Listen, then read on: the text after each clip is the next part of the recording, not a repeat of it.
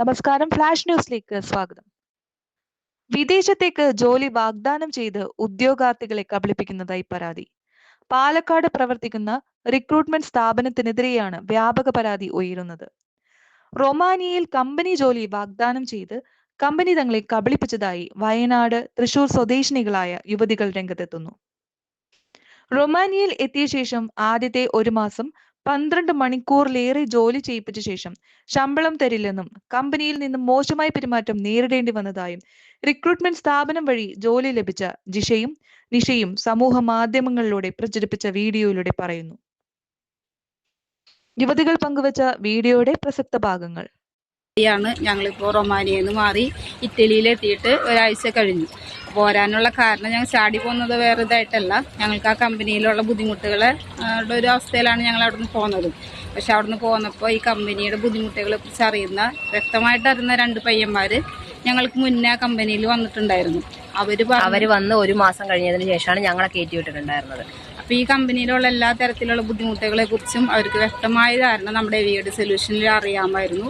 എന്നിട്ടാണ് ഞങ്ങൾ സ്ത്രീകളെ 2 പേരെ അവർ വീണ്ടും അവിടേക്ക് കയറ്റി വിട്ടത്. കമ്പനിയെ കുറിച്ച് പറയുകയാണെങ്കിൽ ഫസ്റ്റ് മാസം സാലറി ഇല്ല.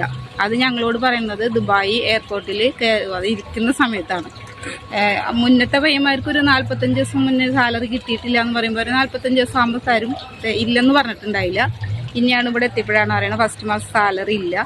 അതുമാതിരി കമ്പനിയിലെ പെരുമാറ്റങ്ങളുള്ള ബുദ്ധിമുട്ടും ക്രൂരതകളും ഭക്ഷണ സാധനങ്ങൾ ഒരു 3-4 തരം ഭക്ഷണം കിട്ടും. നമ്മുടെ കയ്യിൽ പൈസ ഇല്ല, സാലറി ഇല്ല. അപ്പോൾ അത് വെച്ചൊക്കെ അഡ്ജസ്റ്റ് ചെയ്ത് പോരാനായിട്ട് നല്ല ബുദ്ധിമുട്ടുള്ള ഒരു തരം കമ്പനിയാണ്. നമുക്ക് ജോലി എടുക്കാനായിട്ട് ബുദ്ധിമുട്ടായിട്ടല്ല, കാരണം 10 മണിക്കൂറാണ് ഡ്യൂട്ടി പറഞ്ഞത്. അവിടെ വന്നപ്പോൾ അതൊരു 12 മണിക്കൂറായി. 12 എന്നുള്ള അതിൽ കൂടുതൽ ഡ്യൂട്ടി ചെയ്ത ദിവസങ്ങളുണ്ട്. നമുക്ക് എക്സ്ട്രാ പേയ്മെന്റോ കാര്യങ്ങളൊന്നും തന്നിട്ടില്ല. ആ സമയം സാലറി പോലും ഇല്ലാത്ത ടൈമിൽ ഞങ്ങൾ 12 മണി വരെ ഡ്യൂട്ടി ചെയ്തിട്ടുണ്ട്, 11 മണി വരെ ഡ്യൂട്ടി ചെയ്തിട്ടുണ്ട്. അപ്പം ഇങ്ങനത്തെ കാര്യങ്ങളൊക്കെ ഇവരോട് വിളിച്ച് പറഞ്ഞിട്ടുണ്ടായിരുന്നു. ഫസ്റ്റ് ടൈം വിളിച്ച സമയത്ത് ഇപ്പം ഗിരിനാഥ് എന്ന് പറഞ്ഞ ആളെ വിളിച്ച സമയത്ത് അവർ പറയുന്ന 1 മണിക്കൂറോളം ഞങ്ങൾ സംസാരിച്ചിട്ടുണ്ട്. അന്നേരം അങ്ങനെയൊക്കെ തന്നെയാണ്, നിങ്ങളെ ഞങ്ങൾ യൂറോപ്പിൽ എത്തിച്ചില്ലേ എന്നുള്ള കാര്യങ്ങളൊക്കെയാണ് ഞങ്ങളോട് പറഞ്ഞിട്ടുണ്ടായിരുന്നത്. അല്ലാതെ ഒരു സപ്പോർട്ട് എന്നുള്ള രീതിക്ക് TRC കിട്ടട്ടെ എന്നായിരുന്നു പിന്നെ പറഞ്ഞിട്ടുണ്ടായിരുന്നത്. അങ്ങനെ 1 മാസം 1.5 മാസം കഴിഞ്ഞപ്പോൾ ഞങ്ങൾ TRC കിട്ടി കഴിഞ്ഞിട്ട് ഞങ്ങൾ ഇവരെ കോൺടാക്ട് ചെയ്യാൻ ശ്രമിച്ചു. ഇവർ കോൾ എടുത്തിട്ടുണ്ടായിരുന്നില്ല.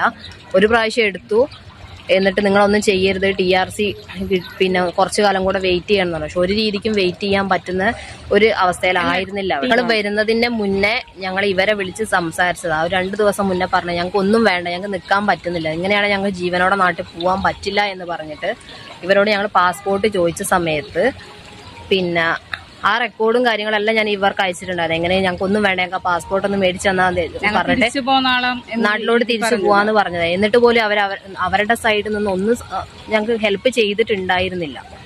അപ്പം ഞങ്ങളുടെ ഒരു റിസ്കിൽ ഞങ്ങൾ ഇറങ്ങിപ്പോന്നു. കാരണം നമ്മൾ നാട്ടിൽ ഒരുപാട് കടങ്ങളൊക്കെ ഉണ്ടാക്കിയിട്ടാണ് രക്ഷപ്പെടണം എന്ന രീതിക്കാണ് യൂറോപ്പ് എന്ന് പറയുമ്പോൾ കയറി വരുന്നത്. അപ്പോൾ ഈ കടങ്ങളെല്ലാം ഉണ്ടാക്കി വെച്ചിട്ട് തിരിച്ച് ഇന്ത്യയിൽ പോകാന്ന് പറഞ്ഞിട്ടുണ്ടെങ്കിൽ നമുക്ക് പിന്നെ ആത്മഹത്യ ചെയ്യേണ്ട ഒരു അവസ്ഥയിലേക്ക് വരും.